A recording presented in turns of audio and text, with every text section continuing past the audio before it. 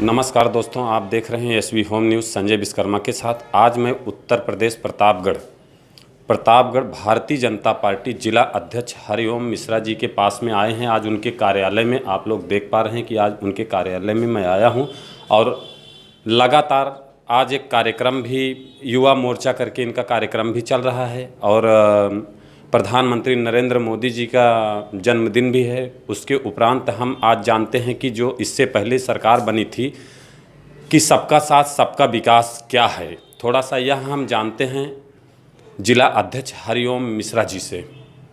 Sir जी नमस्कार।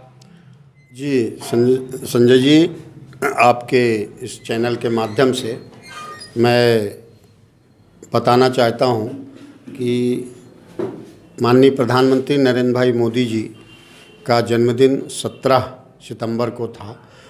उसके बाद एक पखवाड़ा 7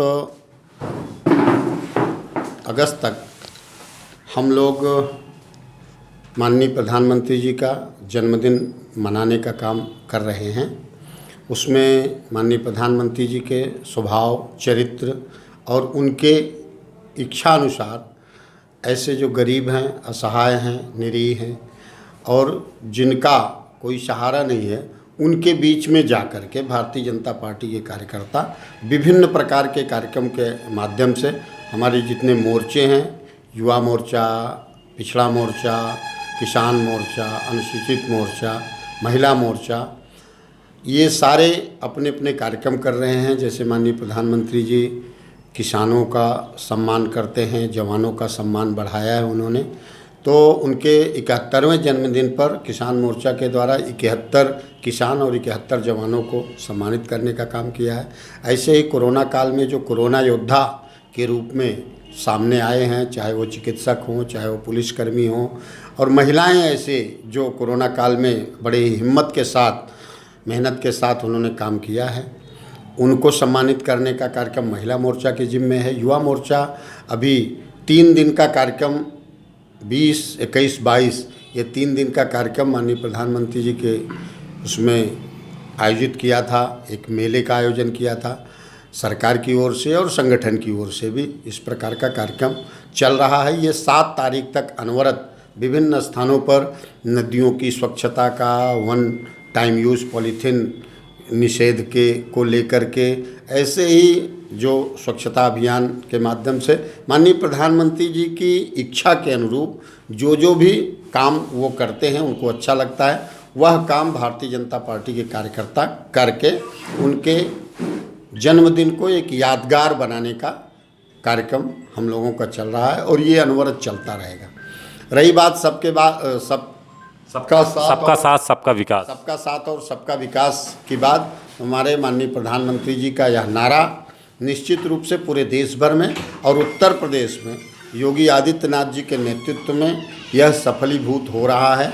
अभी हमारी उत्तर प्रदेश की सरकार जो योगी आदित्यनाथ जी के नेतृत्व में चल रही है, जिसका 4.5 वर्ष पूर्ण हुआ है, वह एक अभूतपूर्व उपलब्धियों को लेकर के आज सामने आई है। 19 सितंबर को 4.5 वर्ष पूर्ण हुए हैं, उसका भी कार्यक्रम पूरे जनपद के अंदर चल रहा है। अभी प्रेस करके हम प्रत्येक विधानसभाओं में प्रेस के माध्यम से आप लोगों को बुला करके, और किन विधानसभाओं में हमारे विधायक द्वारा या हमारी सरकार के द्वारा कितने विकास की योजनाओं को लागू किया गया है और कितनी निष्पक्षता से इन योजनाओं को क्रियान्वित किया जा रहा है, इसको बताने का काम हमारे विधायकगण अथवा जिन विधानसभाओं में हमारे विधायक नहीं, उन विधानसभाओं में प्रदेश से कोई एमएलसी हैं, कोई राज्यसभा के सांसद हैं, कोई अन्य को बुला करके यह कार्यक्रम हम लोग कर रहे हैं।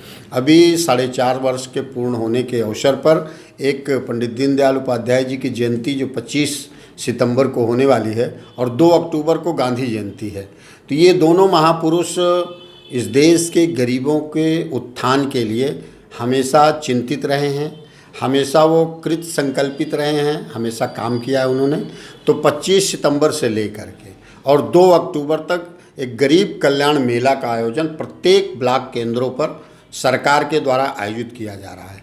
संगठन के माध्यम से हम लोग अभी ग्राम चौपाल करके और प्रत्येक सेक्टरों में एक 527 स्थानों पे कल दिन भर में ग्राम चौपाल आयोजित करके और इस गरीब कल्याण मेला के बारे में बताएंगे, ताकि वहाँ पर जो भी लाभार्थी हमारी सरकार की योजनाओं का लाभ अभी तक नहीं प्राप्त किया हो, चाहे विधवा पेंशन हो, चाहे वृद्धा पेंशन हो, चाहे विकलांग पेंशन हो, चाहे विकलांग सर्टिफिकेट जिसका ना बना हो, जिसका राशन कार्ड ना बना हो, जिनका आयुष्मान कार्ड ना बना हो, जिनको आवास नहीं मिला, जिनको शौचालय नहीं मिला, किसी प्रकार की गरीब कल्याण योजनाएं जो अब तक नहीं प्राप्त हुई हैं और उसके वो पात्र हैं, उनको सूचना देने का काम भारतीय जनता पार्टी का हमारा बूथ अध्यक्ष और उसका जो बूथ समिति है वह करेगी। और गाँव से ले जा कर के और ब्लॉकों पर 25 तारीख से लेकर के 2 अक्टूबर तक चलने वाले इस गरीब कल्याण मेले में उनको रजिस्टर्ड कराएगी। चाहे श्रम कल्याण परिषद के माध्यम से उनका रजिस्ट्रेशन होगा, उनकी योजनाओं का लाभ उनको मिलेगा। ऐसे ही सभी योजनाओं के वहाँ पदाधिकारी, सरकार के अफसर, कर्मचारी जो हैं वहाँ बैठेंगे। 1 टेबल व्यवस्था वहाँ बनाई गई है। एक ही टेबल पे वो जो लाभार्थी है, जिस पात्र है, वो पात्र जाएगा, उसको उस सरकार की योजना का लाभ दिलाया जाएगा। ऐसी एक व्यवस्था 25 सितंबर से लेकर 2 अक्टूबर तक गरीब कल्याण मेला के माध्यम से हम लोग करने जा रहे हैं। सर, अभी हम थोड़ा सा यह जानते हैं कि जो अभी सबका साथ सबका विकास का जो आपने बात किया, ये क्या मतलब, इसके बारे में थोड़ा सा आप बताएं। देखिए, सबका साथ सबका विकास जो हमारे प्रधानमंत्री जी ने नारा दिया था, उसका सीधा सीधा एक आशय यही है कि हम किसी से कोई भेदभाव नहीं करते। जैसे अभी हमारी 2014 में केंद्र सरकार के पहले और 2017 में प्रदेश सरकार के पहले, हमारी सरकार आने के पूर्व, आप एक किसी भी विकास की योजना को ले लीजिए, किसी भी सरकार की योजना को ले लीजिए। जैसे एक उदाहरण आप लीजिए बिजली की, तो बिजली पूरे प्रदेश भर के अंदर 7 जिलों में 24 घंटा बिजली देने का काम सपा सरकार कर रही थी।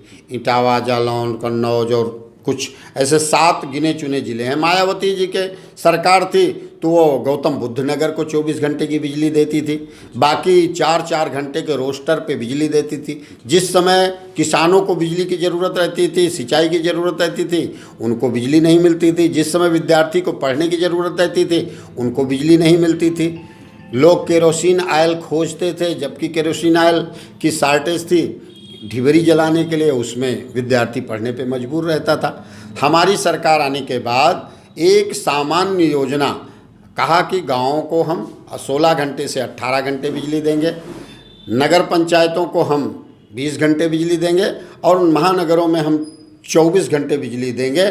तो ये कोई हमने बंटवारा नहीं किया कि ये मुस्लिम इलाका है इसमें हम बिजली नहीं देंगे, ये हिंदू इलाका है इसमें बिजली देंगे, ये इस वर्ग बिरादरी के लोग रहते इसमें बिजली देंगे, इसमें नहीं देंगे। यहाँ मेरा विधायक जीता है, यहाँ बिजली देंगे, यहाँ मेरा विधायक हार गया है, मेरा सांसद हार गया है, यहाँ बिजली नहीं देंगे। सबका साथ सबका विकास का आग्रह यही है कि सरकार की योजनाओं का जो पात्र है वो किसी भी वर्ग का हो, किसी भी बिरादरी का हो, किसी भी धर्म से बिलोंग करता हो, उसको सबको समान रूप से हम देंगे। ऐसे ही रोजगार के जो अवसर हैं, इसमें पारदर्शिता के साथ हमारी उत्तर प्रदेश की सरकार ने लगभग 4.5 लाख सरकारी नौकरी देने का काम किया है, जिसमें किसी भी भेदभाव के बिना यह और किसी भी लाभ के बिना कहीं कोई एक व्यक्ति, एक बंदा नहीं कह सकता कि हमने एक पैसे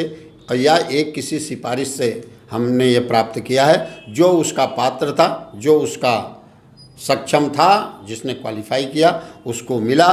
और किसी भी सिफारिश और भेदभाव के रहित यह सारी योजनाओं को लागू किया है। यही सबका साथ सबका विकास का। और जैसे कि अभी आपने बताया कि सबका साथ सबका विकास है, विकास के ऊपर आपने बात बताया, लेकिन अभी मैं देख पा रहा हूँ कि देखिए अभी 17 सितंबर आया था, तो 17 सितंबर में कहीं ना कहीं देखने को यह मिला कि राजनीतिक मुद्दों पर कि सारे लोग अपने अपने समाज को लेकर के चलने वाली जो बात कर रहे हैं। आज देखिए विश्वकर्मा समाज की रैली निकली है, तो विश्वकर्मा समाज की ही सिर्फ बातें हो रही है। मैंने देखा मुसलमानों के पास भी गया, यादव महासभा बन गई है, ब्राह्मण महासभा बन गई है, ठाकुर महासभा बन गई। ये सब क्या चल रहा है, थोड़ा इसके बारे में आप क्या सोचते हैं कि लगातार जो आज सभाएं बनती जा रही हैं, जातिवादिक जो राजनीति की ये बीच पनपते जा रहे हैं, लगातार गृह युद्ध जैसे माहौल देखने को मिल रहे हैं, इसके ऊपर आप क्या कहते हैं सर?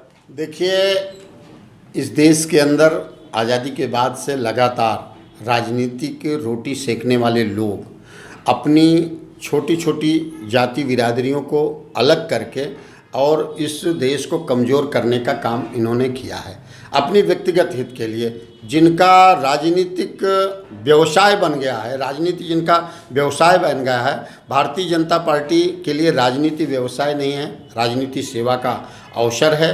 हमारे प्रधानमंत्री जी की प्रेरणा से, मुख्यमंत्री योगी आदित्यनाथ जी के परिश्रम के कारण से आज यह जब कभी सरकार बनती है तो सरकार सबके लिए होती है।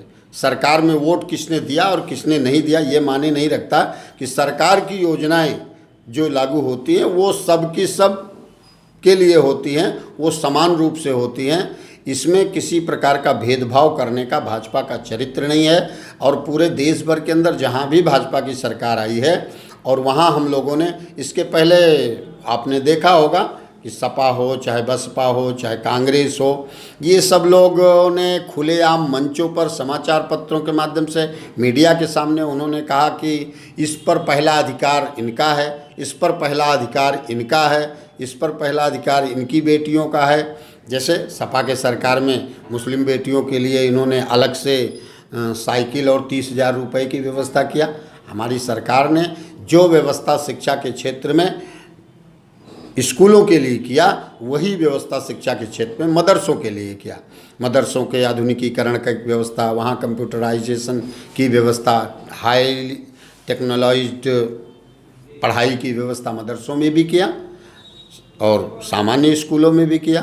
तो इस प्रकार का कोई भेदभाव नहीं। बाकी रही बात जातीय संगठनों की, तो जिनके अपने चरित्र हैं, जिनको अपनी राजनीतिक रोटी सेकनी है, वो कहीं विश्वकर्मा सम्मेलन करा रहे हैं, कहीं ब्राह्मण सम्मेलन करा रहे हैं, कहीं क्षत्रिय सम्मेलन करा रहे हैं, कहीं अन्य प्रकार के सम्मेलन करके वह जातिगत आधार पे वोट बैंक अपना एकत्र करके किसी तरह सत्ता में आने की फिराक में है।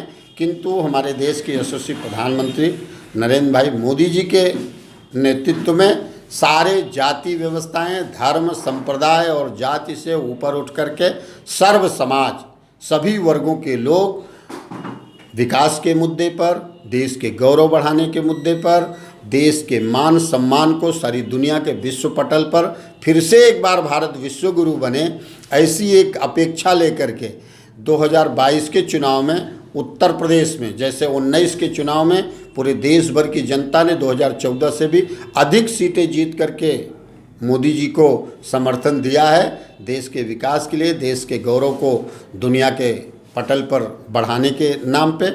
ऐसे उत्तर प्रदेश के अंदर भी जो आज चाहे वो मेडिकल कॉलेज इतने बड़े पैमाने पर देने का काम किया हो, चाहे एक सपा की सरकार में एक आगरा एक्सप्रेसवे बना करके अखिलेश जी और मुलायम से उनके पिताजी 3 पीढ़ी से 4-4 बार उन्होंने सरकार बनाए और एक हाई एक्सप्रेसवे बना करके अपनी पीठ थपथपा रहे हैं और बता रहे हैं कि हमने एक्सप्रेसवे बनाया है। मुख्यमंत्री योगी आदित्यनाथ जी के 4.5 साल के कार्यकाल में 4 एक्सप्रेसवे बनाने का काम उन्होंने किया, चाहे वो गंगा एक्सप्रेसवे हो, चाहे पूर्वांचल एक्सप्रेसवे हो, चाहे इस प्रकार के 4 एक्सप्रेसवे बना करके और तैयार होने की स्थिति में है। काम शुरू हो गया है, काम प्रगति पर है और ऐसे कई विकास के मुद्दे हैं जिनको लेकर के हम 2022 के चुनाव में जाने वाले हैं। जो प्रदेश के अंदर हमारे धार्मिक स्थल थे, जो आस्था के केंद्र बिंदु थे, जिनके कारण पर्यटन को बड़े पैमाने पे उत्तर प्रदेश में बढ़ावा मिलता है, इनके विकास के लिए माननीय योगी आदित्यनाथ जी की सरकार ने, हमारे देश के यशस्वी प्रधानमंत्री मोदी जी के मार्गदर्शन में, आप चाहे वो कुंभ का एक अभूतपूर्व व्यवस्था हो, चाहे वो अयोध्या जी की दिव्य मंदिर के निर्माण की प्रगति हो, जितनी समय सीमा में यह मंदिर का निर्माण प्रारंभ हो करके और फर्स्ट फेज में काम होना था, इन टाइम वह पूरा काम पूर्ण हुआ है। 3 साल के अंदर ही राम मंदिर का भव्य निर्माण हो करके पूर्ण हो जाएगा। जो करोड़ों करोड़ हिंदुओं के आस्था का केंद्र है, 5000 वर्षों से जिसकी लड़ाई लड़ी जा रही है, उसको हम पूर्ण करने जा रहे हैं। और समय से उत्तर प्रदेश की सरकार 2022 में योगी जी के नेतृत्व में बनेगी तो उसको इन टाइम समाज को समर्पित कर दिया जाएगा और दर्शन के लिए खोल दिया जाएगा। ऐसे ही मथुरा, काशी, विंध्याचल, ऐसे तमाम जो हमारे मानबिंदु के स्थान हैं, आस्था के सेंटर हैं, जिनकी करोड़ों करोड़ लोगों की आस्था है, वहाँ उनके भी सम्मान को बढ़ाने का काम हमारी सरकार ने किया है। सर, एक लास्ट सवाल और है कि अभी मैं देख रहा था सोशल मीडिया में और ऐसे भी व्यक्तिगत बात भी होते हैं, ओम प्रकाश राजभर, उनका एक नारा चल रहा है, जिसकी जितनी संख्या भारी उतनी उनकी हिस्सेदारी।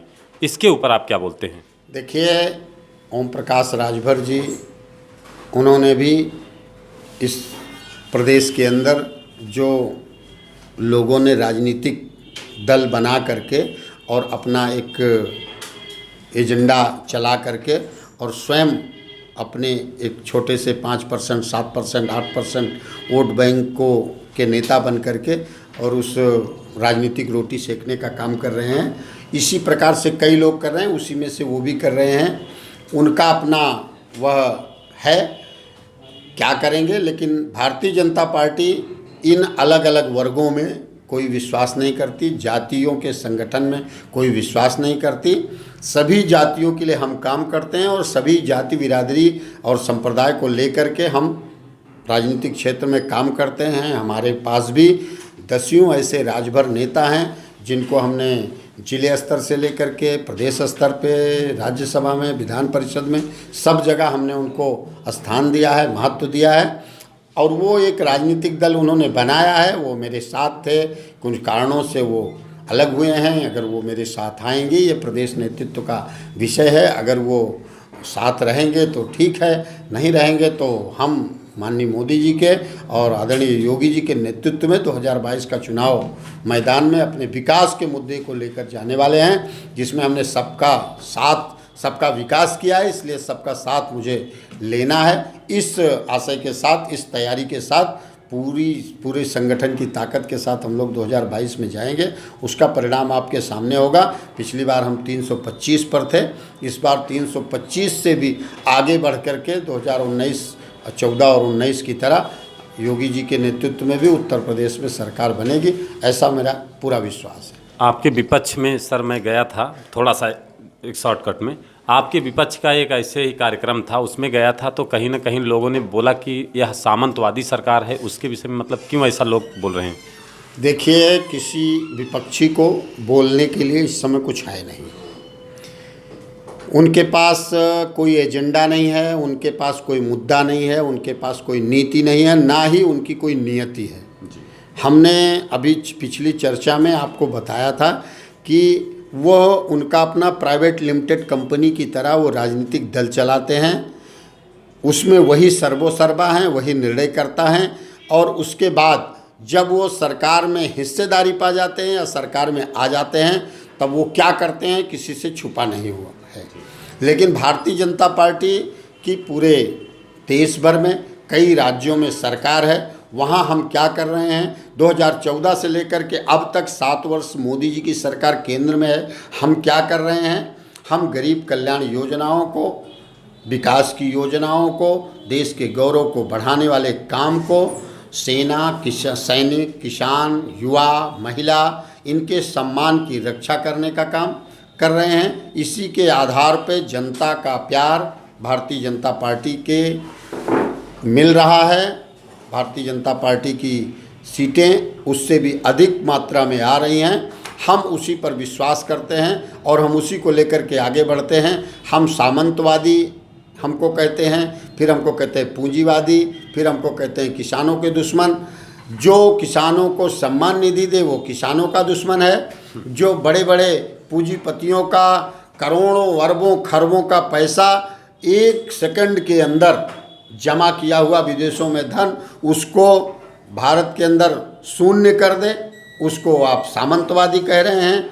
अब इनकी ये सारी बातें हास्यास्पद लगती हैं। इनके पास कोई मुद्दा नहीं है, कोई चुनाव में जाने के लिए कोई विषय नहीं है। इस नाते से वो अनाप शनाप जिस प्रकार का उनका मन होता है उस प्रकार का वो प्रलाप कर रहे हैं, रोना रो रहे हैं। इससे जनता सुनने वाली नहीं है। जनता को स्पष्ट पता है कि उत्तर प्रदेश के अंदर योगी और देश के अंदर मोदी, इनका अभी कोई विकल्प नहीं बना हुआ। ओके, बहुत बहुत धन्यवाद अध्यक्ष जी, आपने जो अपना कीमती समय हमें एसबी होम न्यूज़ के लिए निकाला।